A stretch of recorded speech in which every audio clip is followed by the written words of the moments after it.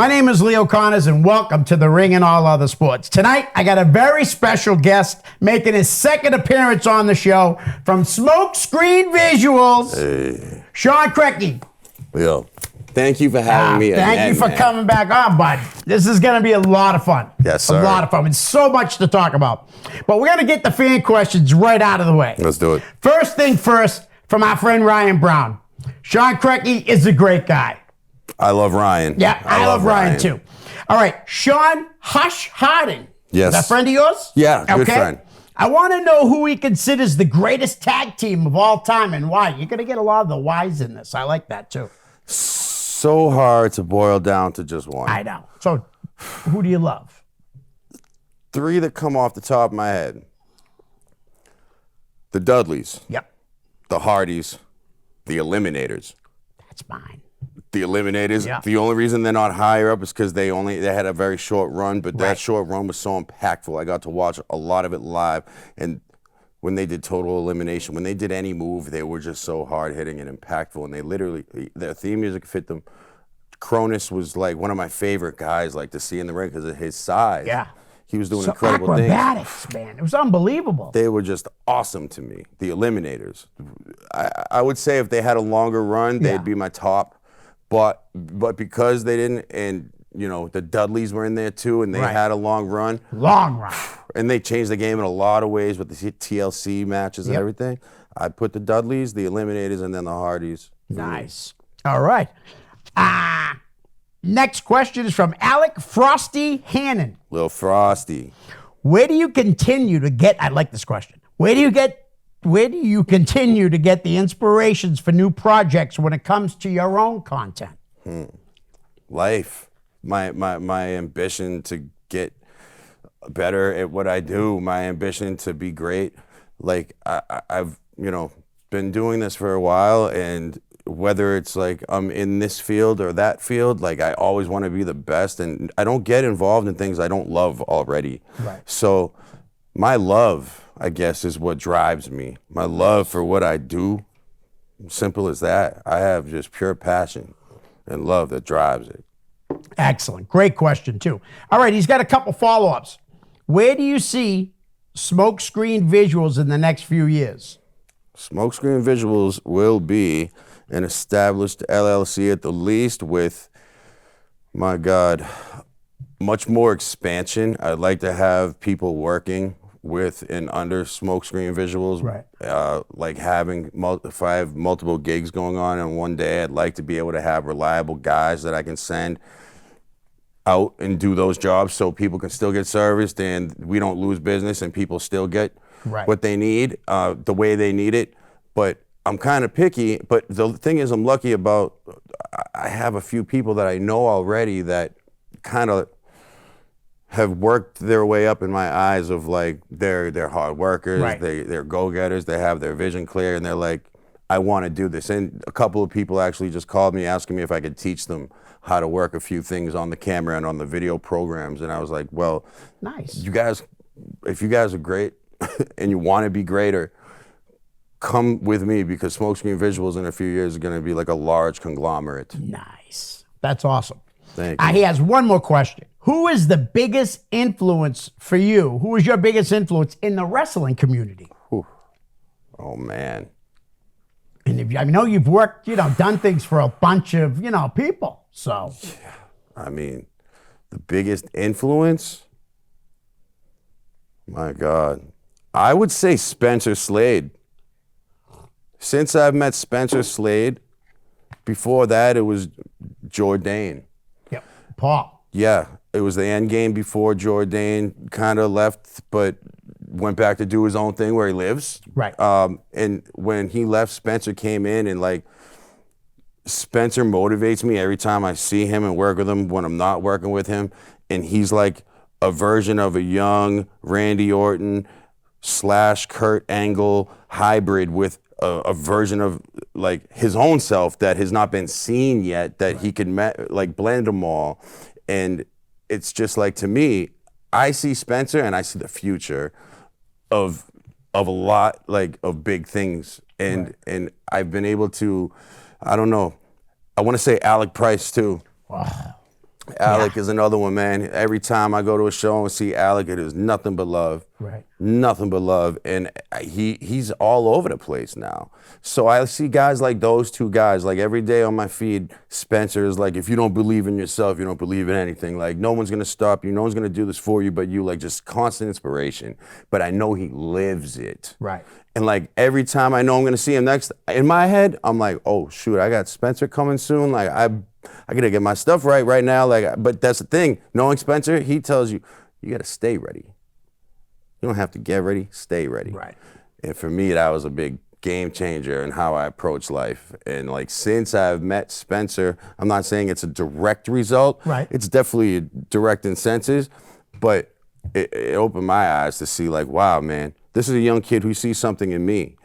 And for him, you know, him and I have had conversations personally where it's just like, I know he's got my back and he knows I got his. Nice. And, you know, wherever he needs some kind of documentation or some type of theme song customly created, he knows I got him. And whatever it is, it doesn't have to be wrestling related, you know. But yeah, Spencer and Alec, because Alec and I, you know, like I said, anytime I see Alec, man, it's just pure love. And like, we just get each other. Right. It's a different kind of thing. And he's not going to be around much longer because he's being booked everywhere, as is right now. I got him coming on November 21st, so I'm really excited. I'm really excited about that.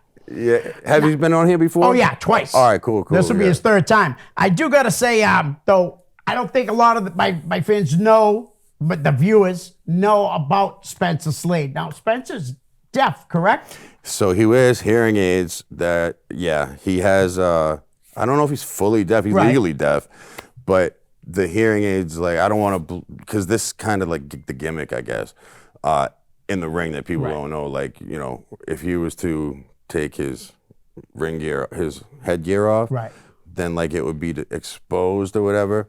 So I guess that's why he wears them. Awesome. But it doesn't seem to affect him. Not I think at all. anything, it helps him. And because it just like, it's like if you have lesser senses in one area, you seem to have extra senses in others. Right. So I think he's maybe honed in on those extra senses and just become a mega human. Like, he's a monster. It was the first time I seen him live because the only time I went to New England also, Jourdain was there. Yeah. Spencer wasn't. And to be able to watch him work Saturday night was incredible.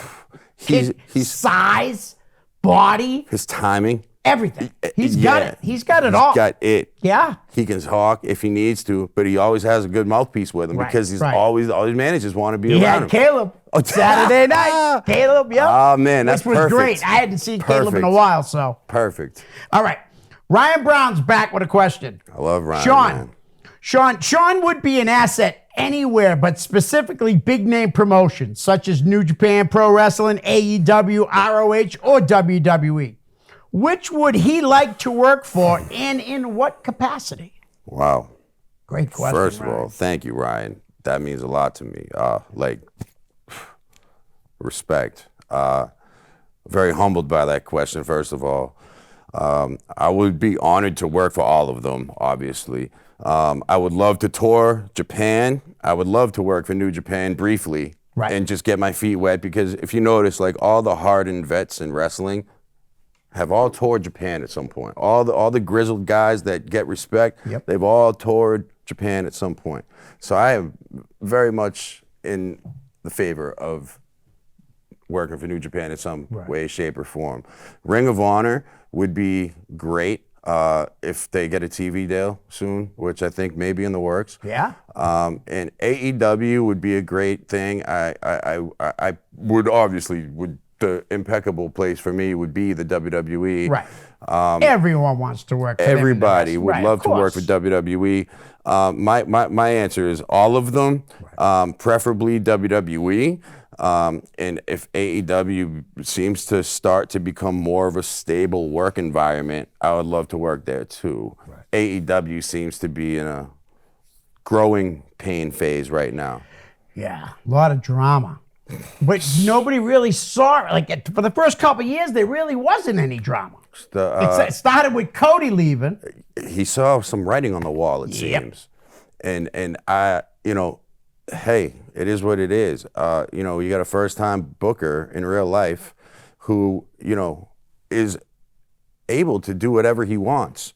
And we're seeing the results of the good and the bad all play out all at once. Exactly. The thing is this with me is that like with AEW, they have gold, they're sitting on diamond mines right now with the whole, media scrum thing, Right. with the Bucks. What's the best stories in wrestling based off real life? Yes. They were able. Personal issues is good for the business. Leo, professionals are able to do professional things. Yes. Matt Hardy, Lita, and Edge were able to do things on TV. Yeah. Good business. If you can do and that, stiff. You got to get it out. Yeah. And you got to get paid. Right. And everybody won. Yeah.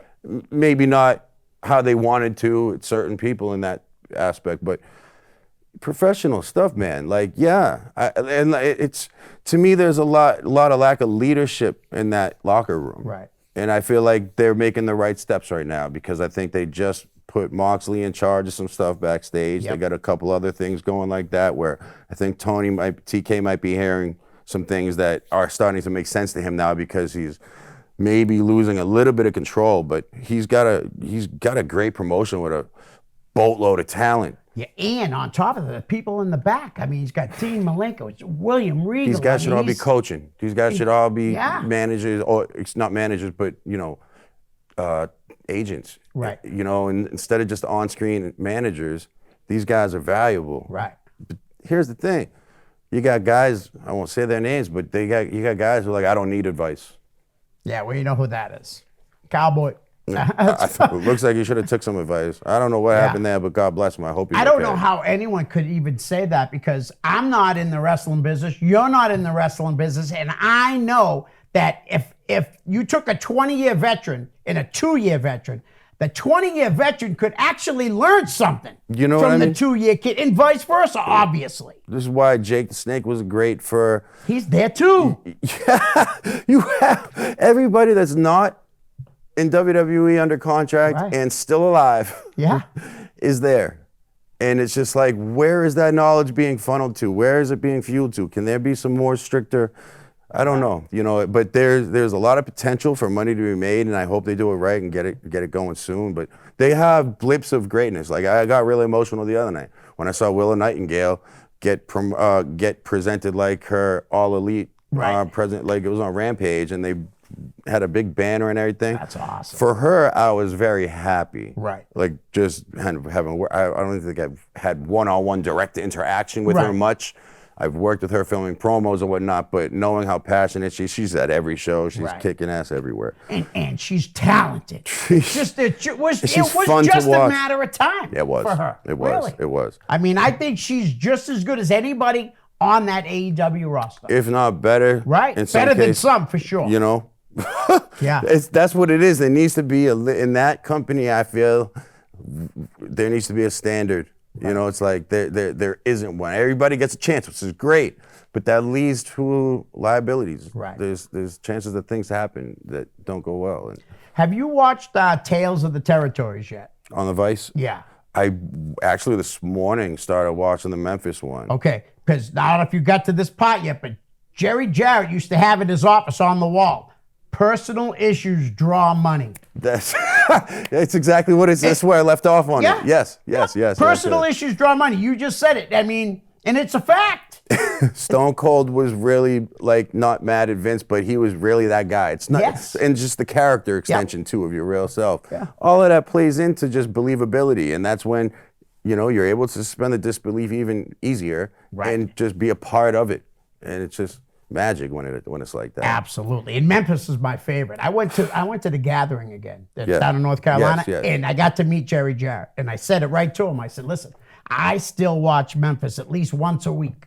I said, it's my favorite territory, and I grew up in Massachusetts. And he's like, you just gave me the biggest compliment I could get. Wow. You still watch it. That meant so much to him. It really did. It was awesome. That's a moment to remember. Because, like I said, Memphis is my favorite wrestler. I'd rather watch old Memphis than any other old stuff. What about Memphis do you love? What's that again? What about the Memphis style? I just like the studio shows. Yeah. It was all brawling and a lot of talking. I love promos. A lot of fights by inside the studio, outside of the ring. And I loved Lance Russell and Dave Brown. Talk about two guys that like just had it. Yeah. Neither one of them were wrestling guys. You know, Dave was a meteorologist. No kidding. And Lance was just a newscaster. And they got involved with wrestling. But I mean, then again, they both were involved with wrestling for over 40 years. So you're talking, they got involved in like the 70s, you know? And then they still, I don't know if you remember Corey Macklin. He was there for a while. He was good too. One thing I know about Memphis is that in that day and age especially is that kayfabe was heavily respected and allowed. Definitely, yep. One thing about today's wrestling, and if you're like born post a certain date, which may be like post 98-ish, Right. post 2000 era, which leaves like what, the 20, 22, 23-year-olds now. Right. Anyone that age group or under, I don't think has been able to experience kayfabe. Right. And like that's maybe a lot of what's happening today, and like we see the internet fans getting mad over silly stuff, right? That's the age graph. That's the age bracket difference. Right. That's where you see the generational gap, and the reason of the generational gap is the lack of kayfabe and the introduction of the internet and everybody, you know, being one person on a show and then 10 minutes later posting pictures with their opponent hugging, and it's a little too much at times. It is. It is too much at times. I agree with that. All right. The next question comes from someone that loves you very much. Okay. Your mother. Oh, I love my mother. Yeah, hi, Mom. Mom here. I'd like to know, who is the wrestler that Shawn most respects and why? Oh, boy. That is a great question. Respects. I want to say Triple H. Yeah. I only say him because of what he was able to do based off the early things that he had to go through, being punished for like the curtain call. Yeah. And then like... And he took it. Yeah, he took that did. punishment. He did. No problem. No complaints, like a professional. He's a killer He was guy. supposed to win. Wasn't he supposed to win the King of the Ring? Yes, he was. So that's the one Austin won, correct? Look how things work out. Exactly. Yeah. It's incredible. And look at him now, though, running the Unreal. company. Unreal. Besides Triple H, Scott Hall was a big one for me. Yeah. A lot of the reason of that is because, like, to me, and I'm naming click guys. I don't know if that's gonna like, you know, make anyone feel a certain way. But the reason I say it is before I knew about any of this click stuff, I was a fan of Razor, and the reason I was a fan of Razor was because I didn't know his real name was like Scott Hall, and he wasn't some Razor Ramon guy that was from Miami with a toothpick. He made that gimmick so cool. Yeah, he did. And I could go off and list a bunch of wrestlers and stuff, but Scott Hall had a bunch of demons. He had a bunch of down moments. I can relate to that. Right. And what he did was he was able to flip that. And towards the end of everything for him, he was able to just have a good string of things that he left a better impression than if he didn't make things right. The third person that I have to say would have to be another one with Spencer Slade. Spencer Slade. I will never stop putting Spencer over because that's awesome. He's that guy who's going to be 20 years from now probably a WWE Hall of Famer in some way, shape, or form. Right. And there's many of them to come from this area as well. A lot of them. Yeah. Look at Carmelo. Yeah. Unreal. Shannon Thomas, B.I.G., Nico Silva. I don't know if Nico really wants that, though, because I know he's a family man. You know what I mean? I think if he wanted it, like if he did want it to make it like big time, I think he would have done it because he could have done it already. Yeah, exactly. Right. So if we're talking local guys too, man, Alec again, but Jourdain was a huge referee. Steve Dumeng, another one. Yeah. Bunch of people down from the Monster Factory too that like I got to work with on a regular basis, like Bobby Buffet, Travis Jacobs, even Notorious Mimi, who's signed to developmental now. Oh, nice. She's like 19. Wow. And she was involved in a Spencer Slade match like last year, year before that with New England All-Star. And she took bumps from him. She was taken like a champ. But I respect everybody who's in this. But the legends and the ones who have been around for a long time are the ones who have the staple for me. but I see it happening with the future. And I think Scott Hall's the greatest wrestler to never win a world title. And that's on, I'm not just saying it because you said him. You know what I mean? I really do believe he's the greatest wrestler to never win a world title. It's a shame that he didn't, because he easily, especially as Razor, he would have been a great champ. I totally agree. I couldn't agree more. The one good side to that I see is that he's like the standard bearer for the IC title. Right. I see Razor, I see the IC title. I see the classic IC title, I picture Razor. Right. Or Mr. Perfect. Yep. And there's a couple other guys, but those are my age bracket things. Right. And HBK didn't hold the IC title for long enough for me to associate it with him. But man, Razor, God bless him, God bless his soul, but he would like that fall away, and then the Razor's Edge, that was like my favorite move to do to people. If anyone's going to duplicate that move today, I know it's done, but make it be a finisher. Yeah. Well, that's another thing that kills me. Like with AEW, they get hit but with 5 finishes, and they're still kicking out. And they're barely selling. And they make Shawn Michaels could knock you out with 1 super kick.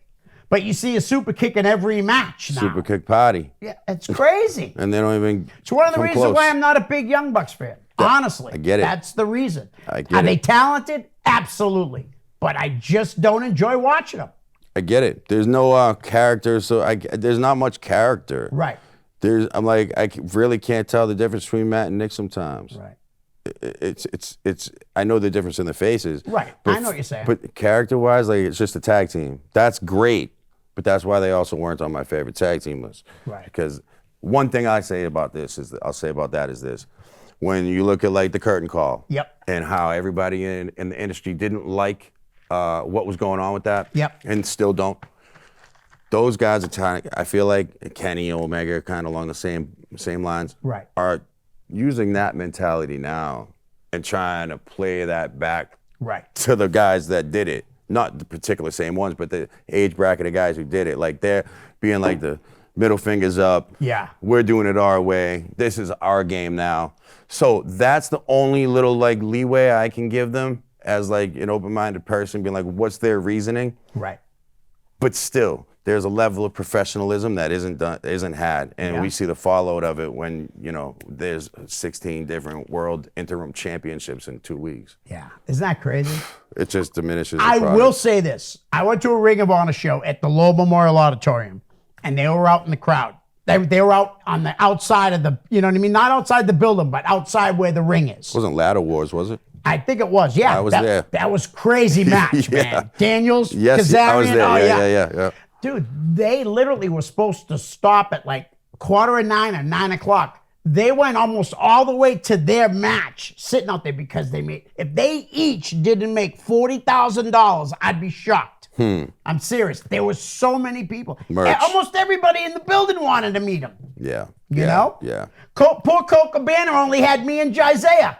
They were all with the Young Bucks, I met Adam Page that night, I remember. Oh, did you? Yeah. He cool. was like up to my shoulders, but I was like, damn, bro, these guys are getting small. He is talented, but he needs to take advice, man. It's just crazy how tough. I don't understand how you can even say that without knowing you sound like a clown for saying that.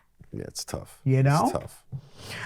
Real quick before I go to the next question, I have to say, Don Terrell says, good afternoon, Shawn. So I guess now it's good evening, Shawn. Hi, Don. I wanted to mention her because every time I do something with you, she's always there saying hello to you. So. Can I say this real quick? Yes, please. I feel like the world needs to hear this, whoever known about Don Terrell. I've never personally met Don, but Don has been a supporter of everything I do. Nice. For like over 10 years now on Facebook. She likes everything. She's always saying good morning, good afternoon, good evening. A lot of people have asked me like, hey, who's this girl leaving all these comments on your page? And I'm like, I don't know. But I think she went to high school with one of my old music buddies, and she started following them, which led to me back in like 2012. And now everybody I am online associated with, it's lurked to their pages. Now it's your page. Yeah. So I really, really, really thank Don for the love. Shout out Don Terrell, man. Yes, Much Don. love. Thank you for just making a comment and supporting Shawn. Yes. All right. Derek.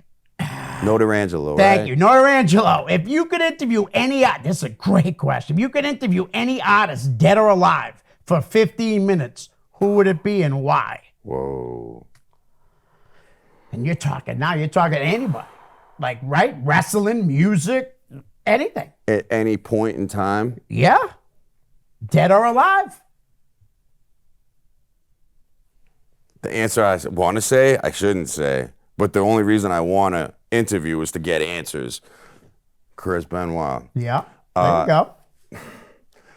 Really, though, a guy like Bob Marley would be like my number one sit down, dead or alive, because like how he did music, releasing his music at a different frequency than what the music is released at today. Right. The music he released his music at, the frequency he released his music at was at the same hertz and frequency that when the sun radiates down to the ground and grass receives it, I think it's like 432, I could be wrong, hertz. The grass dances in unison. And then that same frequency is used in Bob Marley's music. That's why it makes you feel happy. It's a naturally good vibe. And I want to know, like, did you study music? Did you just figure this out? Or are you that naturally gifted? Right. Bob Marley would be one of them. Chris Candido would be another one. Nice. I want to know a lot from Chris. I used to work in a restaurant called Your Mama's Restaurant in Nashua and Merrimack, and the owner loved Bob Marley, man. He would come in in the mornings, we'd open up the restaurant, we'd be cranking Bob Marley. I don't think there's anywhere that you can go where Bob Marley's on and you get in a bad mood or you're like, turn this off. Right. Exactly. All right. So Derek's got a few questions here. When things go wrong, like it's the devil trying to stop your shine, what gives you motivation to keep going? And you kind of already answered it earlier. Like the dark places I've been, like just keep me pushing to get in a brighter spot. Like, I don't really pay much attention to the dark side anymore because the more you focus on something, the more it's going to focus on you back, in my opinion. So, yeah, what motivates me is just success and just being the greatest version of myself that I can be and being able to be at a point where I can just take care of everybody that I know and love, literally. Nice. All right. How did you start in the muscle scene? He said the muscle scene? Yeah. Does that mean wrestling? Must be. I don't know. Oh, did it? Or maybe it was autocorrected from music? I don't know. Either way. From the maybe, you know something? It could be that. Yeah, but maybe. It did say muscle. What are you asking, Derek? Well, you can answer him later. How's that? What's going on? Because he's got more questions. Sure.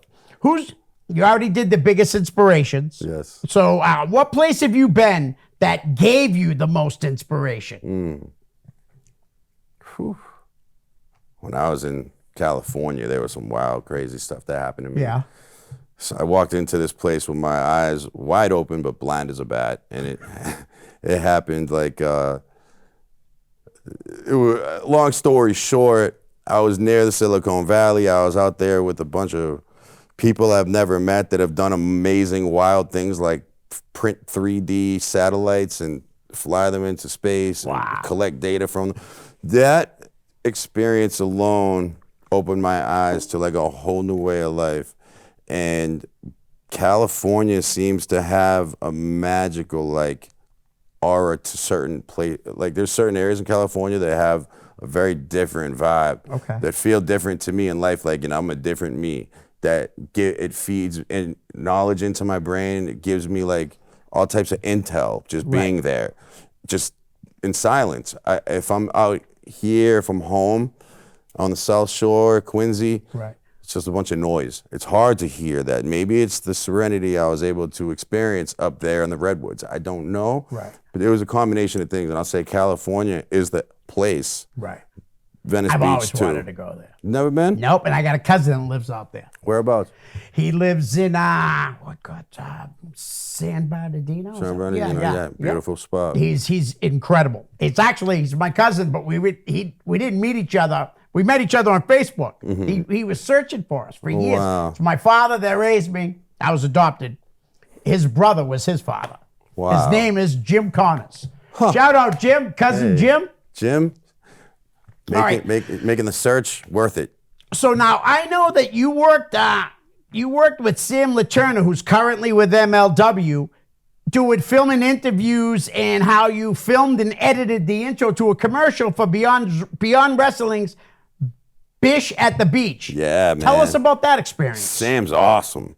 One of the most professional people, one of the most like go-getting people, one of the most on their toes, knows what they're doing, got their work ready, has a shot list prepared, able to gather all the wrestlers as she needs them, gets them to do like this wild thing for this intro video that she had a shot list for. Right. And basically, like, I had never met her before the day at Beyond. I was there, supposedly I thought I was gonna film the show, but I knew I was there to do other things too. I ended up not filming the show itself. I filmed all the interviews and I filmed with Sam. She was interviewing them.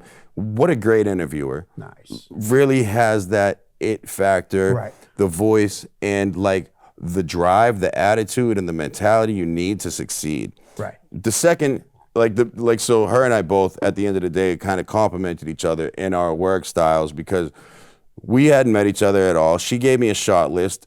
There was one guy I was working with who was like, oh yeah, that's that silly shit she wants you to work on. Do it if you want. I'm like, let me take a listen to it and see what it's about. As soon as I saw what it was about, I'm like, ooh, we can make this work. I'm like, this is fun. We got great scenery. You're ready to get these guys so I can get my camera set. Everything's easier. It was a flowing motion. And Sam was just instrumental that day in getting things done with me, because if it had been a thing I had to do on my own, probably would have been a lot longer of a task, and it would have been harder to communicate things because I'm supposed to just, have the camera ready, and not just that, but there's also things that come with that. But Sam was, so with that commercial, what we did was we got all the wrestlers, Teddy Goods, Little Mean Kathleen, Nice. the Pectoral, Poseidon, Rex Lawless, Rex Sydney. is a very impressive looking guy. I'm surprised he's not somewhere. I am He's too. huge. He's a big guy. He got one squash, I thought, on TV. Oh, did he? Was it recently? I don't remember, but I remember him I posting think he's been on something. Dark though. Maybe I that think was he's probably it. been on Dark. Maybe that was it. Very impressive guy though. He's huge, man, and he's got a great personality. Right. He was involved. We had, Waves and Curls, Willow, almost everybody that was at that, literally every talent that was on that show. The Brick City Boys. We had Was Alec there? Alec Price and Becca. Becca, yes. So we had with them was like just, because what they have going on is like she's his boss right now. Yeah. So the whole bit of that was him trying to run away, and like I had to, in the edit, like I added all these little cartoon sound effects because he's moving his arms, so I sped the footage up of his arms. Kind of like a whole aesthetic to go with the video that I did, which is gonna hopefully air as soon as we get word on when the IWTV date is for the Bish at the Beach. I know the edit of the show is done. That was confirmed the other day. And this commercial, I'm very excited to see because Beyond has a great reach. Yes, they do. Over 1 million subscribers on YouTube. I think over 3 million. They Is have it like really that high? 3.5 last time Drew, I you're checked. doing some great things, man. Drew's- He's another guy, really good guy. Drew is one of my favorite people to work with, and Right. I've only worked with him a couple times, but the way he handles his talent, the way he handles his shows, and the YouTube plaques that he has on his wall just show that he knows what he's doing, and he has a method to his madness. Right. And I respect it. Thing about him is I swear to God that I saw him multiple times back at shows early back in the day, like ROH late shows night. because he said that was his favorite. Yeah, He told me that. It might have been early ROH. Yep. Because I was at 2002 to 2005 live ROH shows.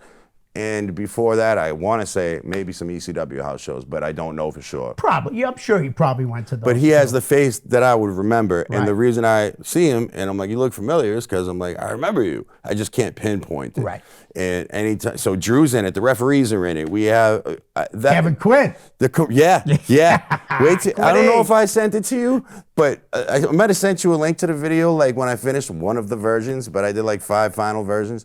The final is finally done, And I'm very happy with how it came out because like after that, there came more opportunity from within that group that I was just working with, which leads to maybe working the rest of a weekend. At the end of November, December, at the end of December, there's like a 3-day festival. Beyond is bringing like all these feds out. Really? 3-day. Is it going to be around here? Or? Worcester, at the White Eagle.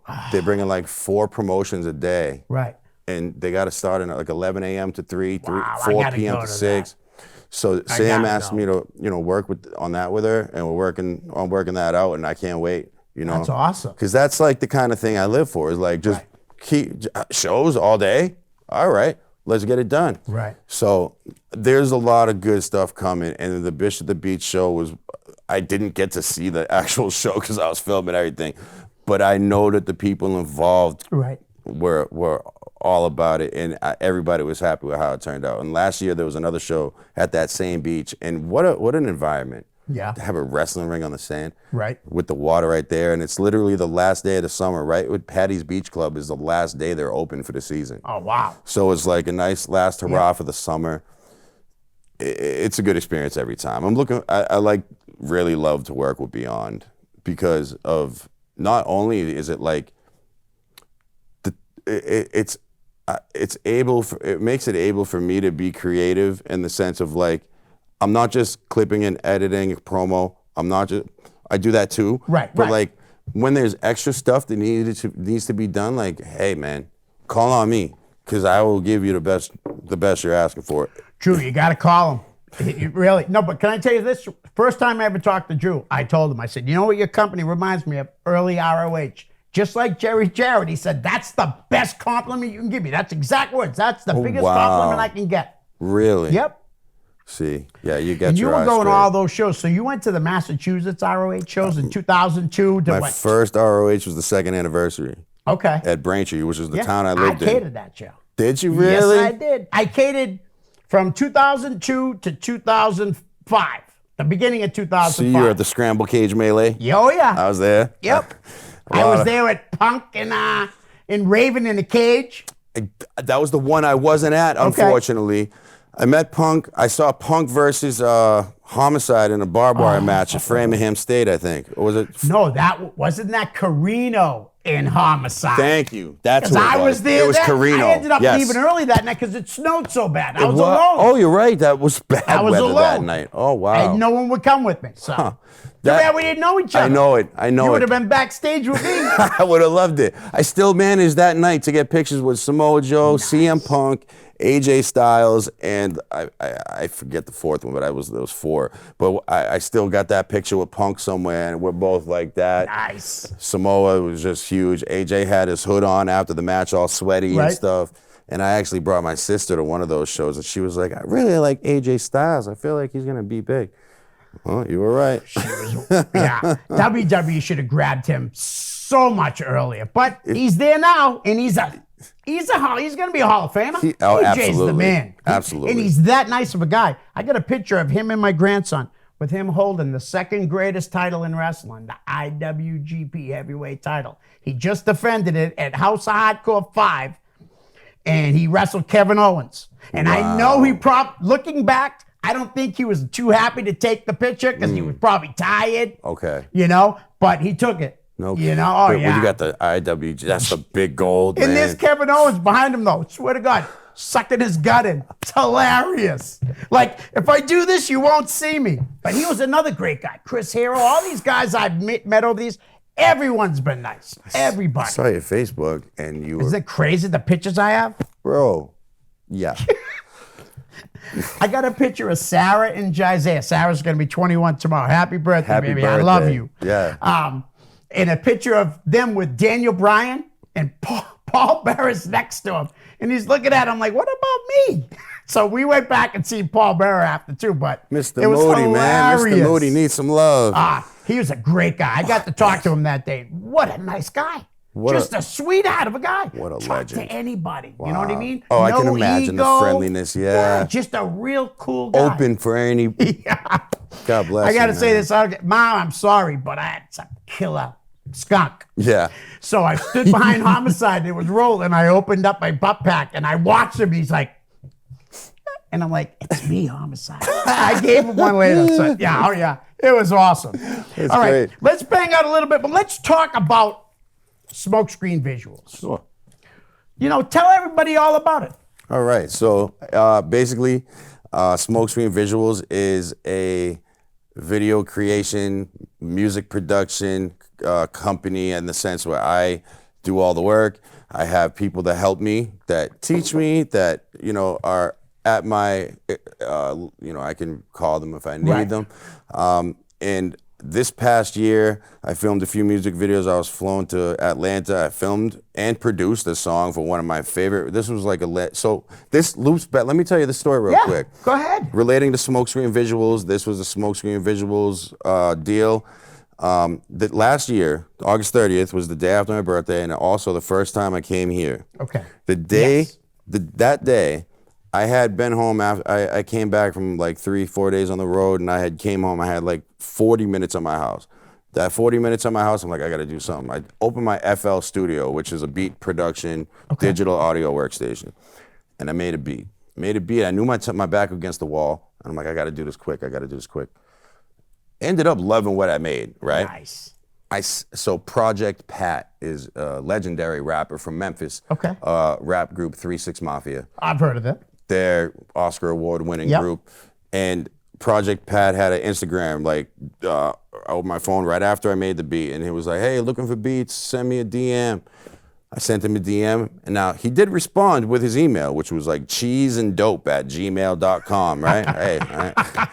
So I was like, I sent the beat, and now I didn't expect to hear back. Right. I really didn't. Right. And I didn't.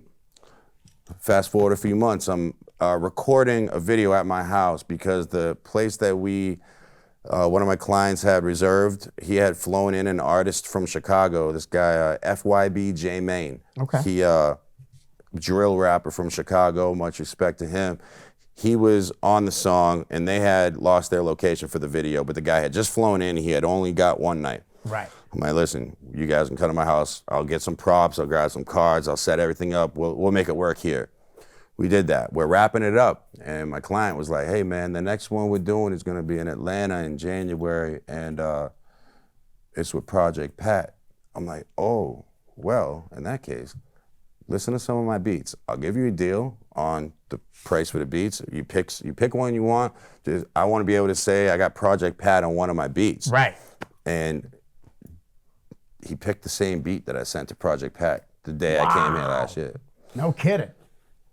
I went down to Atlanta in January, and I thought I was like, first of all, as blessed as that day was as stressful as that day was. I was waiting in Atlanta for them because my clients drove from Boston to Atlanta. I flew. So I thought the video was supposed to start at 11 a.m. Called them after I landed at 9. Yeah, we still driving through North Carolina. Luckily, I had a friend in Atlanta. He's like, yep, take the train in the airport, go to the 7th stop, don't get off anywhere in between.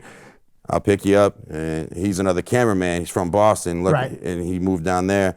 Shout out Michael Perryman. He took care of me until my client was ready. He made Project Pat wait like 5 hours. Really, really disappointed me. Right. However, we got the job done, and I was able to tell Project Pat the whole story of what I just told you. I made this beat. I sent you the email. As soon as I told him what the email was, him and his manager was like, oh, shoot, yeah, there was. And they're like, you made this beat? Oh, man, I ain't heard this out of car yet, man. This shit bumping out the frame, man. Nice. I was like, oh. And then I found out Project Pat used to come to Boston because he had a girl up here.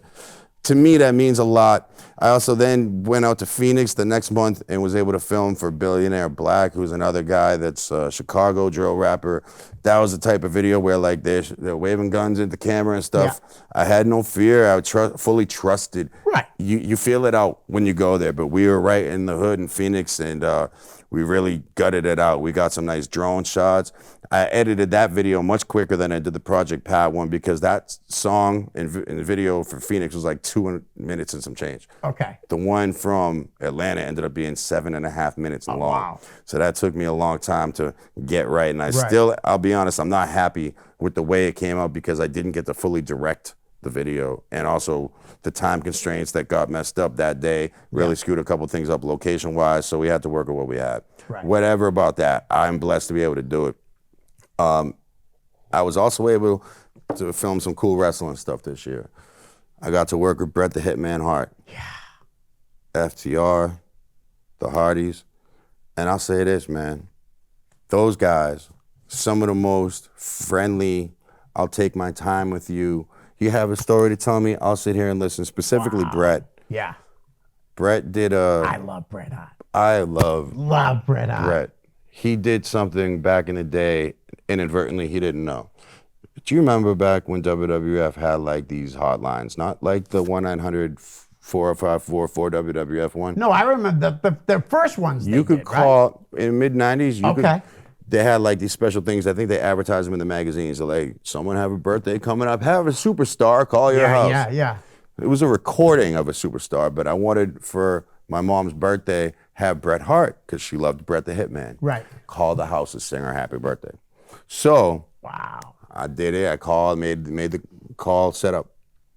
I'm like, my phone's ringing, and it's a recording of Bret, but this was like mid-90s. So he must have recorded this, recorded a bunch of names in the catalog, and then, so it was like, happy birthday to you, and then it got to my mom's name, it was like, happy birthday, dear, and you can hear like the static. Change. You can hear the database like searching, and it's like, Patty. It was unreal. So when I saw Bret, that was like such an infamous memory that my family and I still bring up to this day. Right. And when I got to work with Bret, I had him do like a cameo for Mother's Day. I was gonna say you can have him do a cameo. I got a cameo from him two Mother's Days ago to sing my mom Happy Mother's Day in his real voice. Wow. While telling him that story about back how the recording sang it the first time. And then in real life at Big Time Wrestling, when he came to work with FTR, I was backstage with them, and I got Bret to the side for a moment by myself, and he was fully engaged with me for the 4 or 5 minutes that he let me talk to him and show him the video that he cameoed and tell him the story behind it. And he was just fully appreciative. And he was like, well, I'm still sorry I had to deal with my singing. I'm like, Bret, you're so humble, man. Right. Now, I was at the Big Time Wrestling show when who was it? The SAT was there, the Briscoes, and the Hardys. Is that when you worked with the Hardys that night? I worked that night. Yes, sir. Yeah, I was at that show. Alec Price won the AJ Matrano Cup. Yes, he did. Yep. And I filmed a promo with him the next show while he was holding the cup. And he's like, he ended it something about saying something about Lord Stanley's Cup at the end. It was a nice sway in because the playoffs are right around then. That show was amazing. The crowds, the roof was about to pop off. They're a great company. They run. I remember when Steve was running these things on local cable, like 2009, 10, and it reminded me of like early NWA New England or CWA when I see Tony Rumble on TV. And I'm like, okay, we'll see where these guys go. Like, I gave it a chance. I didn't love it. I didn't hate it, but it was wrestling. And I'm like, I'm watching. Yeah. So I would study, and I'm like, wow, these guys are really, really about it. Like, they're in front of stores doing interviews, talking about these matches coming up. They got shows coming up out of state. I'm like, yeah, they run in New York, North Carolina, Wisconsin, stuff like South Carolina. Yep. They're everywhere, and this is what they do. Yep. And what they do is special because a guy like Dax Harwood was able to like fulfill his childhood dream. I was also able to capture some like really, and I might have that's right, because Bret Hart was his idol. And that's right, dude. So he shared a shot of tequila with Bret backstage. And like just basically like, you know, praised him for, you know, all the great years of wrestling that he gave Dax. That's awesome. And to see Dax, who's like, man, he's an alpha. Yeah. You know, and he gets to the ring, he's no play, no games type guy. To be as genuine and as pure and thankful as he was to Bret and for as receptive for Bret to be, it was beautiful. And what was even more beautiful was like when they were in the crowd, when they were in the ring and they were able to like hear the reception. Right. That to me is like what wrestling is about, is that feeling when the crowd is just as involved but not hijacking. Right. And one with the people in the ring because they're all in it because they love it. Yes. And the love is what is emanating through the roof. The excitement too, don't get it wrong. But Absolutely. giving me goosebumps. You know who impressed me that night? The first time I got to see her live was Tina San Antonio. Yeah. Not only is she beautiful, but that girl should be on TV every week. And I think she took on Christy James. Was it that? I don't remember. I was running around a lot. I'm pretty with sure the it's wires. Christy James, Jaynes. I'm pretty sure. I remember Tina did a lot of things. She's just a show stealer. Great, As soon as she makes her entrance. Yeah. There's a lot of girls who are really killing it on this scene right now. Yeah. And the intergender matches are starting to scare me though, because I'm like, there's guys who are big and there's girls who are small. If 1 inch goes the wrong way, someone's getting hurt or someone's in trouble. And that's where I'm like, tighten it up a little bit. But, that's just my opinion. Right. I love to see. I have that same opinion. Because it's also about the believability. Yes. That's the biggest part. I have no problem with these people working with each other. It's just if I'm supposed to believe this, or am I supposed to just suspend all my disbelief and just, it's wrestling now, and this is wrestling now. Yep. I don't want to accept that. It's not even an old head thing for me to say because I'm really not that old. I've been a wrestling fan for 30 years, and I've seen it change. 39. I've been watching it since I was 9, if not earlier. So, wow. Yeah. I've been a fan for 50 years, and I started watching when I was 7. So, you got a few years to catch up to me. Yeah. But no, it's just incredible. Like, I really like the Big Time Show. I only went to one, but I got to see the SAT, who I haven't seen since I catered. The Briscoes, got pictures with these guys. Didn't you want to see the Hotties versus the Briscoes, though? Yeah. They couldn't do that, I guess, because they were trying to save that for TV somewhere. Yep. I don't know if that ended up happening. But like the SAT, it was awesome. I come walking in the building, they're calling my name out. They gave me a shirt. No kidding. They didn't have to do that. I'm like, you guys didn't have to do that. Leo, Great guys, man. And then I got a picture with the Briscoes after, and Jay's looking at me. He remembers And I'm like, you? you don't remember me? And I said, I made you a sandwich. He goes, yes, I remember you. And then you hear Mark, you made me a sandwich too. Oh, it was hilarious, but it was so awesome to see those guys, Legends, man. Absolutely. Legends. We only got about less than 5 minutes. So I got to, before we go to celebrities and wrestling, we're only going to have a couple minutes for that. But I'm a big TV guy. And I'm sure you're a lot busier than I am. But so what's a TV show that you recommend? If there's more than one, let's hear them. Wow. TV show. Whew, give me a second. So for TV shows, TV shows. Hold on. I want to say, I don't watch TV. You don't know? See, I'm a big TV. So I was going to default to The Simpsons, man. That's a good show, though. I watch The Shield, The Wire, Breaking Bad, Better Call Saul. Okay, so shows those on are TV, that's Netflix to me. So Netflix is different. So Lost. Oh, yes. One of my favorite. I watched that, yep. Talk about making a lot of episodes. Yeah.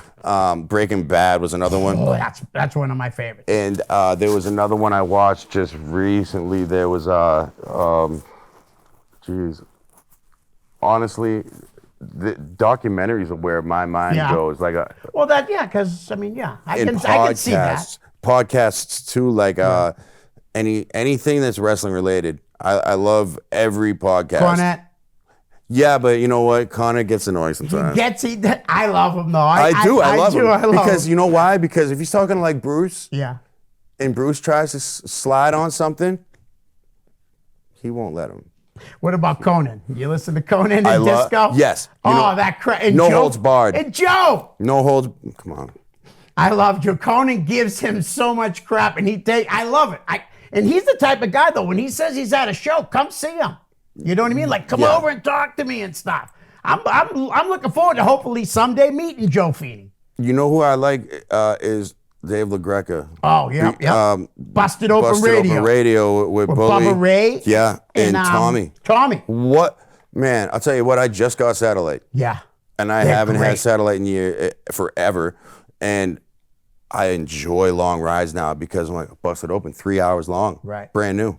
Oh, my God. And it's just so meant for a fan like you and I. Yeah. And it's just very informative and it's current. Yeah. It's well done. Excellent. All right, so I wrote down a bunch of names, celebrities in wrestling. We got a little over 2 minutes, but who was your favorite celebrity in wrestling? All time. Whoa. I love that Snoop Dogg is involved. Yep. Sasha Banks' cousin. But you know who's kicking butt right now is Logan. Logan Yeah. Paul's doing amazing things. Not only that, he's really being able to branch his huge multi-million fan audience from social media. And I bet a good percentage of those people are going to turn on the TV to watch him wrestle. Absolutely. Absolutely. Just like when Bad Bunny did it. Although, you know what I mean? How blown away were you? 100%. Same. I did not, just looking at him, at least you look at Logan Paul and you go, all right, he looks the part. Bad Bunny didn't look the part. But then he wrestled. I was blown away. Dude, I couldn't believe it. Seriously. He got my respect immediately. Immediately. It was unbelievable. You could tell that he cared about what he was doing. Yes. He showed respect for the craft. He showed respect for the business. He showed respect for the people he was in the ring with and the people who have done it before him. Right. That's what I respect. Isn't that amazing, though? We need more of that. He did not look like he would do well. He didn't look like he just did this for the first time. Right. At all. Real quick, too, there's a bunch of boxers that have been involved in wrestling. Mike Tyson, Floyd Mayweather Jr., and just recently, Tyson Fury, who did he knock out? Was it Drew? No, it wasn't Drew. Oh, I thought you were talking about in wrestling. Who did? Thought it was supposed to be Drew McIntyre, was it? Oh, yes, it was. Okay, and then they sang together, which wasn't supposed to make the air. Yeah. No, he didn't hit Drew. He hit the other guy. And then he sang with Drew. Okay. I didn't see it. I saw a recap of it. But it was just awesome. Then he gets in and he sings American Pie. Yeah, that's what I... So I guess he loves that song. And apparently that part wasn't supposed to air on pay-per-view or premium live. Right. It wasn't supposed to air there. I was there, though, for the Mike Tyson thing at the DX Public Workout. Yep. That was like, for me, to see Tyson in person was like beyond, man. That's awesome. You went there for the promos before you went for any matches. Right. Shawn, I got to get you on again. Yeah, absolutely. Thank you, brother. Leo, so we'll always talk, a pleasure, I want you to make it open it for me. So I'm here anytime you need me. All right. Brother. Guys, we're out. Thanks, Shawn. Thank you, guys. Hi, guys. I hope you're enjoying the show. Listen, I could use a little help to grow my YouTube channel. So if you could please like, share, and subscribe. That's most importantly, subscribe. Send me a direct message, and I'll give you a shout out here on the show. My YouTube channel is real simple. It's just my name, Leo Connors. Thanks in advance. Peace.